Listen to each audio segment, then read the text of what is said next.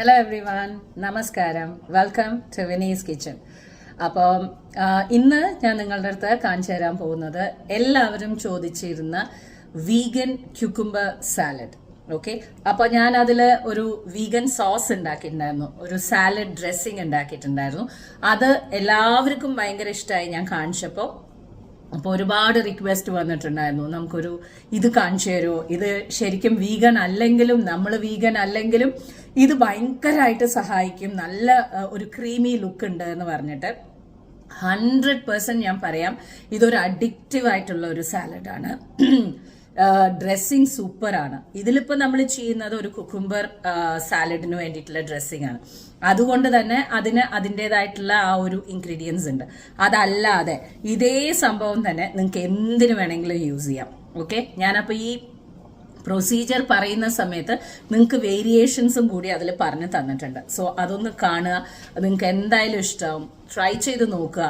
Because ഒരു complete dinner അല്ലെങ്കിൽ ഇത് കുറേ എടുത്തിട്ട് ഒരു ചപ്പാത്തി അങ്ങനെയൊക്കെ വെച്ച് കഴിഞ്ഞിട്ടുണ്ടെങ്കിൽ നിങ്ങൾക്ക് സൂപ്പറായിട്ട് എൻജോയ് ചെയ്യാൻ പറ്റും. 100% ഗ്യാരണ്ടി ഞാൻ പറയുകയാണ്, നിങ്ങൾക്ക് എല്ലാവർക്കും ഇഷ്ടമാവും. ഓക്കെ, അപ്പോൾ എന്തായാലും ട്രൈ ചെയ്ത് നോക്കൂ. വരൂ, നമുക്ക് റെസിപ്പിയിലേക്ക് പോവാം. അപ്പോൾ നമുക്ക് തുടങ്ങാം ഉണ്ടാക്കാൻ. ഒരു മിക്സി ജാറിൽ നമുക്ക് വേണ്ട സാധനങ്ങളെല്ലാം കൂടി ഇട്ടിട്ട് അരക്കുകയാണ്. ഓക്കെ, ഇവിടെ നിങ്ങൾ കാണുന്നത് അണ്ടിപ്പരിപ്പാണ്. ഞാൻ 1 കപ്പ് അണ്ടിപ്പരിപ്പ് കുതിർത്ത് വെച്ചിരിക്കുകയാണ് ചുടുവെള്ളത്തിൽ. രാവിലെ തന്നെ ഒരു 6 മണിക്ക് കുതിർത്ത് വെച്ചതാണ് കേട്ടുള്ളൂ. പിന്നെ ഒരു കൈപ്പിടി നമുക്ക് പുതിന വേണം. അപ്പോൾ ഇത് ഒരു എന്താ പറയുക 12 കുക്കുംബറിനാണ് കേട്ടോ കാണിക്കുന്നത്. എരിവിനനുസരിച്ച് പച്ചമുളക് ഇട്ടോളൂ. പിന്നെ ഇങ്ങനെ കുക്കുംബറിനെ നന്നായിട്ട് ചീവിയിട്ട് വെള്ളം കളഞ്ഞിട്ട് പിഴിഞ്ഞ് വെക്കണം. അപ്പോഴാണ് ഇങ്ങനെ ഉതിരായിട്ടുള്ള രീതിയിൽ കിട്ടുക നമുക്ക്. ഇല്ലെങ്കിൽ കുക്കുംബറിന് വെള്ളം വന്നുകൊണ്ടേയിരിക്കും. സോ നന്നായിട്ട് പിഴിയുക. ഇനി എന്താ ചെയ്യേണ്ടതെന്ന് വെച്ചാൽ നിങ്ങളുടെ കൈ കൊണ്ട് ഒരു പിടി കുക്കുംബർ ഇടുക. അതേമാതിരി തന്നെ ആ ഒരു പിടി നമ്മുടെ എന്താണ് പറയുക മിൻറ്റ് ലീഫ് പുതിന ഇടുക. അതിൻ്റെ കൂടെ തന്നെ നമ്മൾ കുതിർത്ത് വെച്ചിട്ടുള്ള അണ്ടിപ്പരിപ്പ്, ഒരു 4 അല്ലി വെളുത്തുള്ളി, ഇതങ്ങോട്ട് നീറ്റായിട്ട് പേസ്റ്റ് പോലെ അരച്ചെടുക്കുക. ഇതാണ് വീഗൻ മയോണൈസ് എന്ന് പറയുന്നത്. ഇപ്പം മിൻറ്റിന് പകരം നിങ്ങൾക്ക് മിൻറ്റ് ഇടണ്ട, വെറും അണ്ടിപ്പരിപ്പ് മാത്രം യൂസ് ചെയ്തിട്ടുള്ള രീതിയിൽ തന്നെ ഈ ഒരു സംഭവം നമുക്ക് ഉണ്ടാക്കാം. അതേമാതിരി തന്നെ നിങ്ങൾക്ക് നട്ട് അലർജി ഉണ്ടെന്നുണ്ടെങ്കിൽ ഇതിന് പകരം നിങ്ങൾക്ക് ഗ്രീക്ക് യോഗേർട്ടിൽ ഈ പ്രൊസീജിയർ കംപ്ലീറ്റ് ആയിട്ട് ചെയ്യാം. ഇത് നമുക്ക് സ്റ്റോർ ചെയ്ത് വെക്കാൻ ഞാൻ ഒരിക്കലും റെക്കമെൻഡ് ചെയ്യില്ല. അപ്പം തന്നെ ഉണ്ടാക്കുന്നു, അന്ന് വൈകുന്നേരം അല്ലെങ്കിൽ അന്നത്തെ ദിവസം തീർക്കുന്നു. ഇനി നമ്മൾക്ക് ഈ ഒരു സാലഡ് ഡ്രസ്സിങ് വീഗൻ മയനൈസ് എന്ന് പറയുന്ന സംഭവം ഇതിലേക്ക് ഒഴിച്ചു കൊടുക്കുക, കുക്കുംബറിലേക്ക് ഒഴിച്ചു കൊടുക്കുക. ഒരിക്കൽ കൂടി ഞാൻ പറയുകയാണ്, ആവശ്യത്തിന് ഉപ്പും കൂടി ഇട്ടോളൂ. ഒരിക്കൽ കൂടി പറയുകയാണ്, കുക്കുംബർ ചീവിയിട്ട് നല്ല അടിപൊളിയായിട്ട് പിഴിഞ്ഞ് ഇതുപോലെ എടുത്തിരിക്കണം. ഇല്ലെങ്കിൽ നിങ്ങൾക്ക് ഇങ്ങനെ വിട്ടിട്ട് രീതിയിൽ വരില്ല. ഇത്രയേ ഉള്ളൂ. മിക്സ് ചെയ്ത് കഴിഞ്ഞ് ഫ്രിഡ്ജിൽ വെക്കുക. ഫ്രിഡ്ജിൽ വെച്ച് കഴിഞ്ഞതിന് ശേഷം നിങ്ങൾക്ക് കഴിക്കാൻ പോണതിന് മുമ്പ് നല്ല സൂപ്പറായിട്ട് ഒന്ന് സെർവ് ചെയ്ത് നോക്കൂ. ഇതിൻ്റെ ഫാൻ ആവാത്തവരാരും തന്നെ ഇല്ല എന്ന് വേണമെങ്കിൽ ഞാൻ പറയും. അത്രയും സൂപ്പർ ടേസ്റ്റാണ്. നിങ്ങൾക്ക് വേരിയേഷൻസ് ആയിട്ട് നിങ്ങൾക്ക് എന്തൊക്കെ യൂസ് ചെയ്യാം എന്ന് നോക്കുകയാണെങ്കിൽ ഗ്രീക്ക് യോഗേർട്ട് യൂസ് ചെയ്യാം, കാഷ്യൂ യോഗേർട്ട് യൂസ് ചെയ്യാം, ആൽമണ്ട് യോഗേർട്ട് യൂസ് ചെയ്യാം. ഇതൊക്കെയാണ് നമുക്ക് യൂസ് ചെയ്യാൻ പറ്റുക. ചില ആൾക്കാർക്ക് അണ്ടിപ്പരിപ്പ് അലർജി ആയിരിക്കും, പക്ഷേ ആൽമണ്ട് ഓക്കെ ആയിരിക്കും. ഇതേ സംഭവം തന്നെ ആൽമണ്ട് കുതിർത്തിട്ട് നിങ്ങൾക്ക് ഇതേ തന്നെ നമുക്ക് ചെയ്യാൻ പറ്റും. നിങ്ങൾ വീഗൻ ആണെങ്കിലും ശരി അല്ലെങ്കിലും ശരി, ഒരുപാട് പേര് റിക്വസ്റ്റ് ചെയ്ത ഒരു സംഭവമാണ് ഈ ഒരു ക്യുക്കുംബർ സാലഡ് കാണിച്ചു തരാൻ. അപ്പോൾ അത് കാണിച്ചു തന്നിരിക്കുകയാണ്. ഇനി വരൂ കഴിക്കാം. സോ ദാ നമ്മുടെ ക്രീമി വീഗൻ ക്യുക്കുംബർ സാലഡ് റെഡിയാണ്. ഞാൻ പറഞ്ഞ പോലെ നിങ്ങൾക്ക് വേരിയേഷൻസ് വരുത്താം.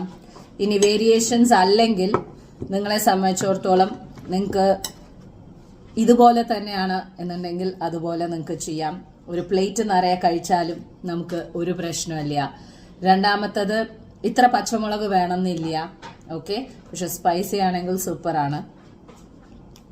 ഇത് നിർത്താൻ പറ്റാത്തൊരു സംഭവമാണ്.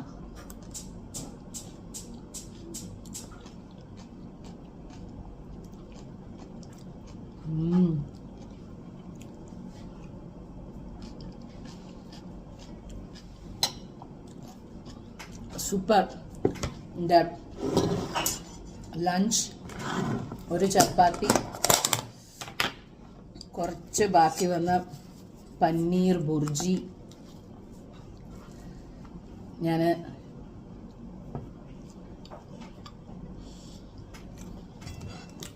കൊണ്ടുപോയിട്ടാണ് ഇന്നലെ ഡിന്നറിന് ജോലിക്ക് പോകുമ്പോൾ.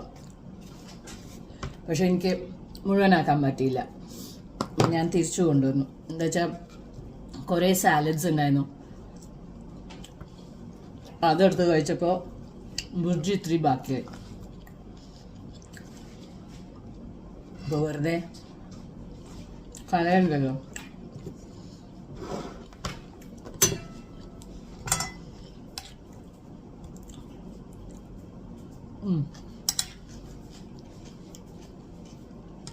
എന്തായാലും ട്രൈ ചെയ്യൂ. ഒരു പാർട്ടി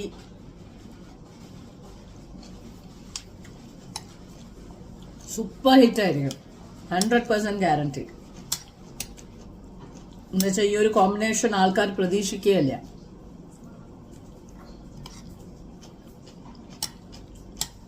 പക്ഷെ നിങ്ങൾക്ക് നട്ട് അലർജീസ് ഉണ്ടാവാൻ പാടില്ല. ഓക്കെ, നട്ട് അലർജി ഉണ്ടെങ്കിൽ പിന്നെ ഒന്നും ചെയ്യാൻ പറ്റില്ല.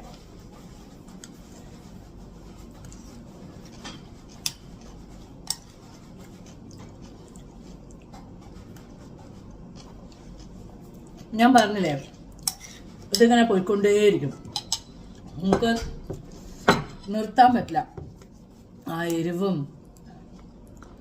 ആ ഒരു അണ്ടിപ്പരിപ്പിൻ്റെ ആ ഒരു ഇതും. ഇന്ന് ഉച്ചയ്ക്ക് ചപ്പാത്തിയാണ്, പിള്ളേർക്കൊക്കെ ചോറുണ്ട്. 2 ഉരുള ചപ്പാത്തിക്കുള്ളത് മാവ് ബാക്കി ഉണ്ടായിരുന്നു. നാളേക്ക് ശരിയാവില്ല. അപ്പം ഞാൻ വിചാരിച്ചു ഇന്ന് അത് തീർക്കാം.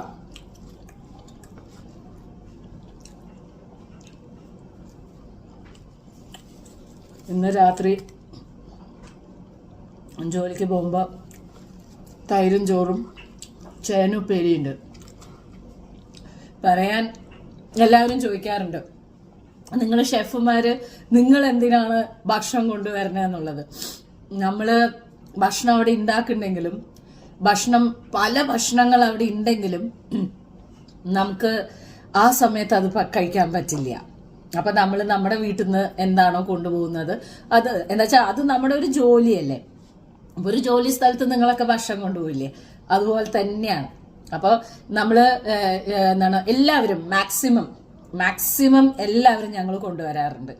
പിന്നെ സാലഡും കാര്യങ്ങളും ഒക്കെ അവിടെ നിന്ന് എടുക്കുന്നല്ലാതെ കംപ്ലീറ്റ് റിലൈ ചെയ്തിട്ട് നമ്മൾ അവിടെ തന്നെ എന്താ വെച്ചാൽ ഉണ്ടാക്കുന്ന സാധനം തന്നെ നമുക്ക് ചില സമയങ്ങളിൽ കഴിക്കാൻ ഭയങ്കര ബുദ്ധിമുട്ടായിരിക്കും.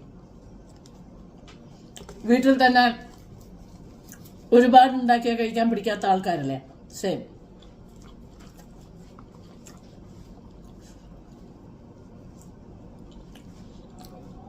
ഈ ഒരു സാലഡിൽ ഒരു ഡിഫറൻസ് ആയിട്ടുള്ള രീതിയിൽ നിങ്ങൾക്ക് നട്ട് അലർജി ഉണ്ടെങ്കിൽ എന്ത് ചെയ്യാന്ന് വെച്ചാൽ കാഷ്യൂ നട്ടിനെ തന്നെ നമ്മൾ പാലാക്കിയിട്ട് നമ്മൾ തൈരുണ്ടാക്കും. അപ്പോൾ ക്ലയൻസ് അങ്ങനെ പറയണമെങ്കിൽ കാഷ്യൂ യോഗേർട്ടിൽ നമ്മൾ ഈ സാധനം ഉണ്ടാക്കും. അങ്ങനെയും ചെയ്യാം. ആൽമണ്ട് മിൽക്കിൻ്റെ യോഗേർട്ട് ഉണ്ടാക്കാം, അങ്ങനെ ചെയ്യാം. ഒരു ചപ്പാത്തിയൊന്നും ഇപ്പൊ കഴിച്ചു തീർക്കാൻ പറ്റില്ലേ മക്കളെ. പിന്നെ ആരോ ചോദിച്ചു IMF ഇപ്പോഴും ചെയ്യണ്ടോന്ന്. IMF ആയിട്ടൊന്നും ചെയ്യില്ല, പക്ഷെ 6:30 ഭക്ഷണം നിർത്തും. പിന്നെ ഭക്ഷണം ഉണ്ടാക്കണ സമയത്തും ഒന്നും ചെയ്യില്ല, മാസ്ക് ഇട്ടിട്ട് നമ്മൾ ജോലി നോക്കും. ബിക്കോസ് എൻ്റെ ഡ്യൂട്ടി കഴിയാൻ 11:30 ആവും രാത്രി. അതുകൊണ്ട് 6:30 ഞാൻ ഭക്ഷണം കഴിച്ച് നിർത്തും. പിന്നെ ഞാൻ കഴിക്കണത് ഏകദേശം ഈ ഒരു സമയമൊക്കെ തന്നെ. അപ്പോൾ ഏകദേശം ഒരു 18 മണിക്കൂറോളം ആവും, അത്ര തന്നെ ഉള്ളൂ.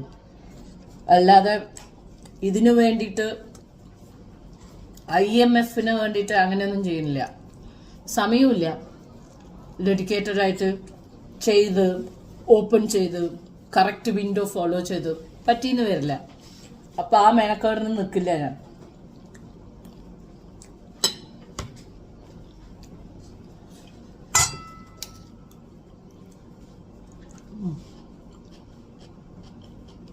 പക്ഷെ ഇത് അപ്പം തന്നെ തീർക്കണം കേട്ടോ. എന്താ പറയാ, ഫ്രിഡ്ജിലെടുത്ത് വെച്ച് നാളെ കഴിക്കുക അങ്ങനെയൊന്നും വേണ്ട. അത് ഞാൻ റെക്കമെൻഡ് ചെയ്യില്ല. എന്നുവെച്ചാൽ അത് അണ്ടിപ്പരിപ്പ് അരച്ചിട്ടുള്ള സംഭവമാണ്. സോ അതിനു വേണ്ടി നിൽക്കരുത്.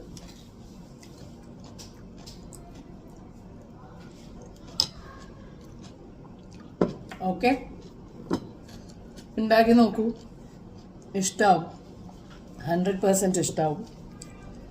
ഒരു ചപ്പാത്തിക്ക് ഇത്ര മുക്കണം. ഞാൻ